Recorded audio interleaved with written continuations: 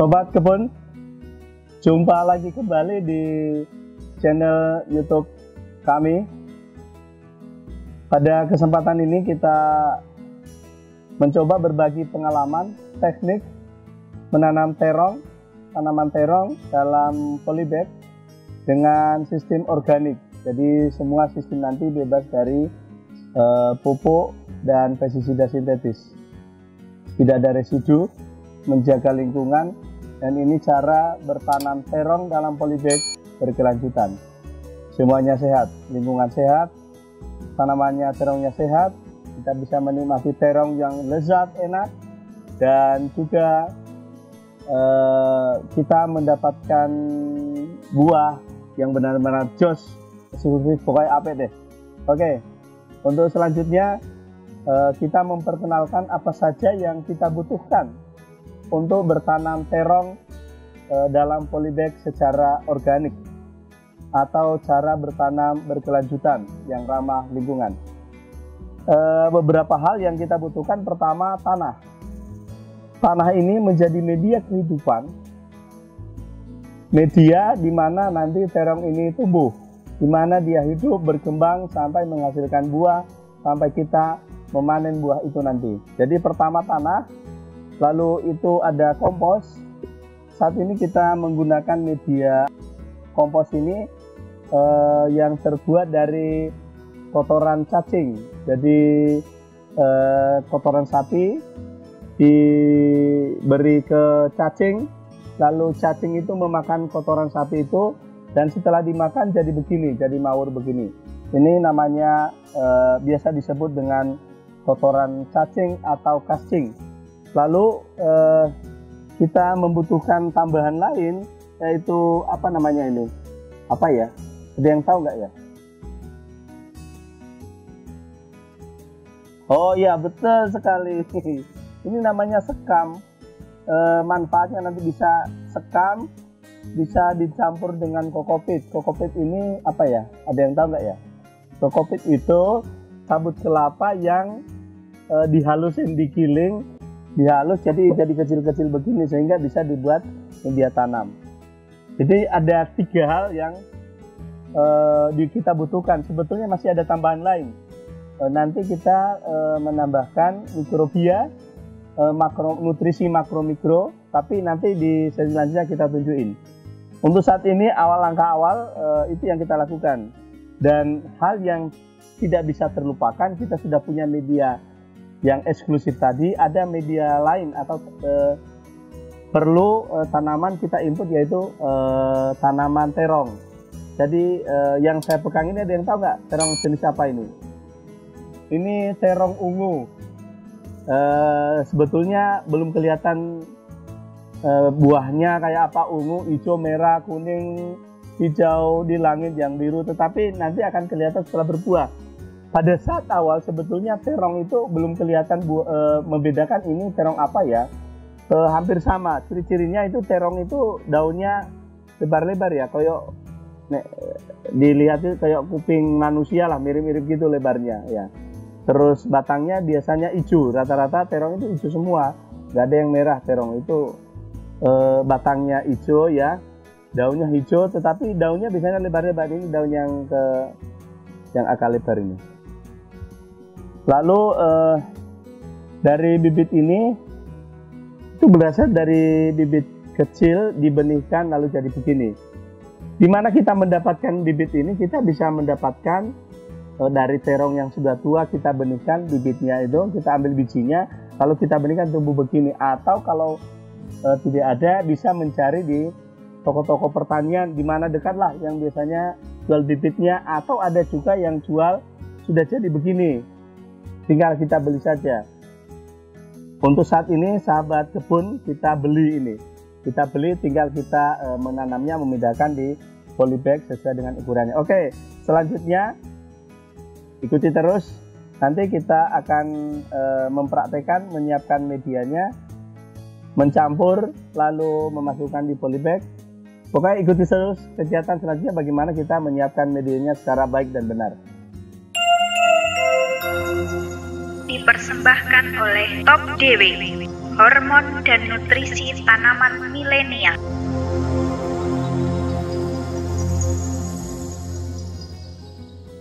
Sobat kebun, sekarang kita masuk pada cara menyiapkan media untuk terong, menanam terong dalam polybag. Jadi pertama tanah, bagaimana ukuran tanah ini? Kalau kita ukur dalam ember, ini kan embernya ada 2 ya. Nih, nah tanah ini 2 kali ini. Jadi tanah 2 ember ya, kita tuang saja. Setelah itu ini sekam dan kokopit ini 1 ember saja.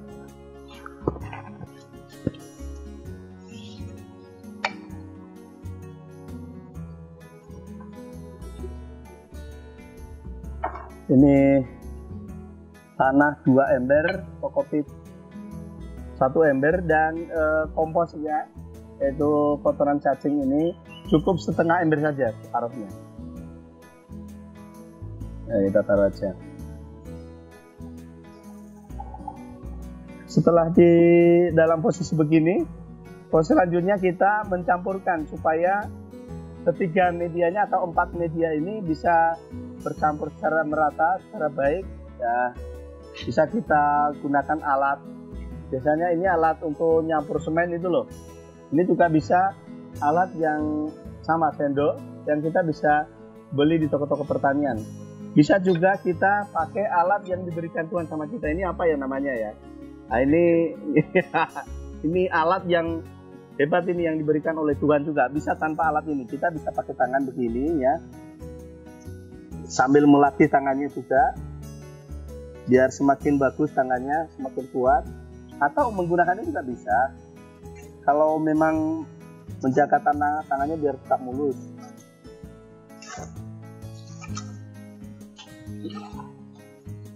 Jadi media ini adalah media kehidupan bagi terong nanti.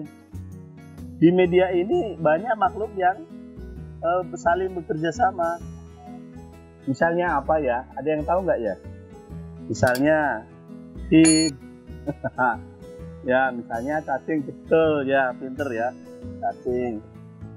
Jadi terus mikrobia positif yang nanti mendekomposisi unsur-unsur organik di sini, sehingga nanti di unsur organik yang ada di tanah ini siap diserap oleh ada yang tahu nggak ya? Diserap siapa ya?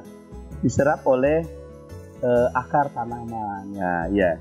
Maka kalau kita memang melihat ini sebagai tempat kehidupan untuk tanaman, maka kita juga harus memperlakukan dia secara baik. Ada hal satu lagi yang perlu diinput di sini adalah energi kita, energi cinta ya, energi cinta kasih, bukan cinta tapi cinta lokal, tapi cinta energi kita di sini kita berikan. Perhatian kita, keinginan kita untuk merawat, menjaga kehidupan.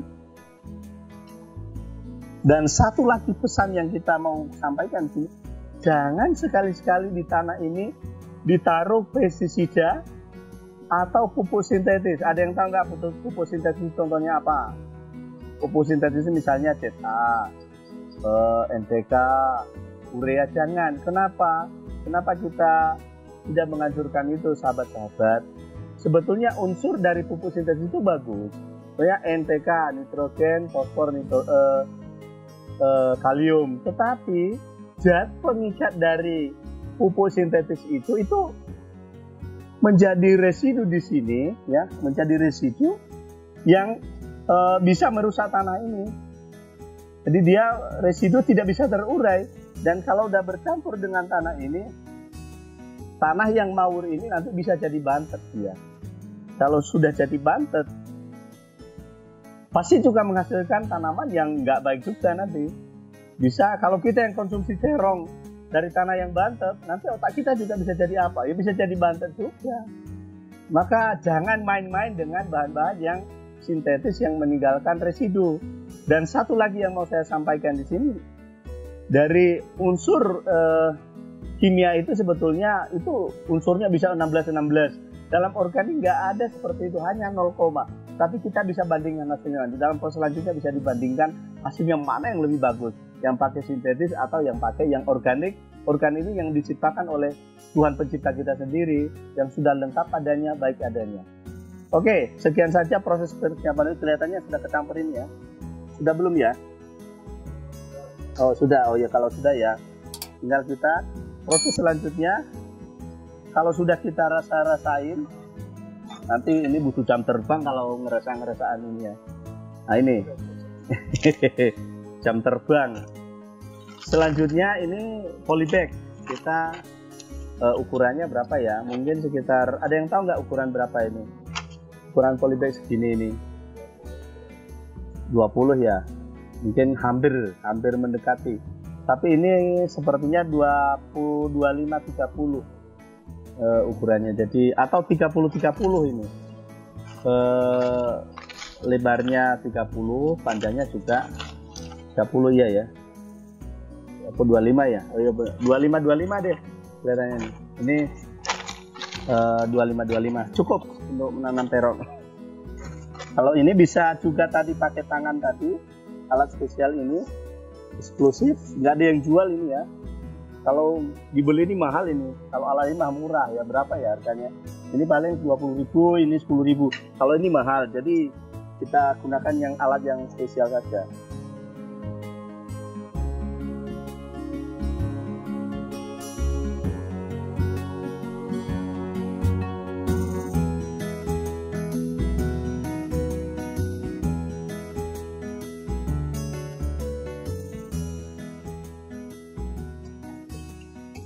Oke, sahabat kebun, proses mencampur media dan memasukkan media di polybag sekian saja.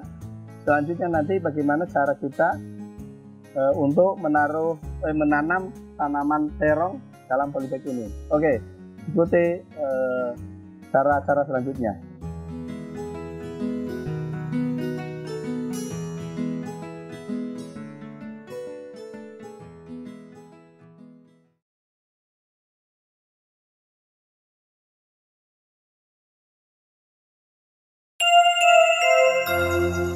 Dipersembahkan oleh Top DW, hormon dan nutrisi tanaman milenial.